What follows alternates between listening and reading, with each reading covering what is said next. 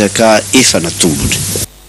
Amin'ny fanatanjahantena dia tompon'ankiran-tany sy ny malagasy ampatsahivina ihany teo amin'ny boxe français Savaty sokajin-danja latsaky indroa amin'ny 50 kilao tamin'ny alalany Élysée Faradina ankoatr'ireo medaly hafa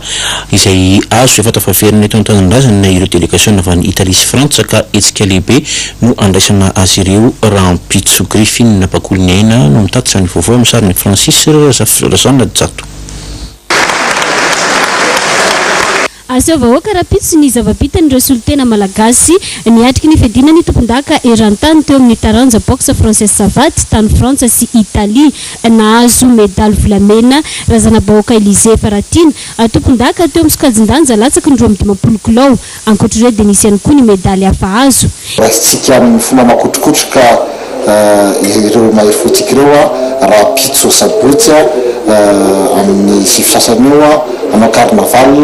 mialo eo amin'ny gara amin'ny didina n'Antananarivo dia manasa antsika rehetrarehetra malagasy tsy vaky volo samy lanja tondra saina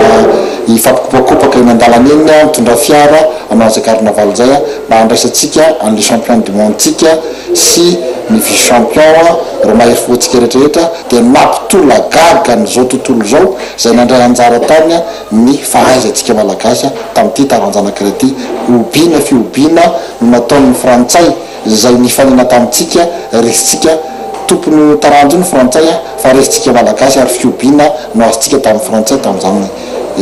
fifaninanana zany. Ici carnaval lehibe iainga eo amin'ny gara amin'ny folo ora maraina mandalo Beoririka Andravoangy Rasalama Ambatomitsangana Antanimena Ankazomanga 67 hectares Ampefilo Anosy Ankadimbahoaka ifarana kosa etsy amin'ny tournesol Andorany Fotsy miantso ny rehetra arak'izany ireo tompona andraikitra mba samy anotrona io hetsika lehibe io ho famporosiana ireo atleta malagasy.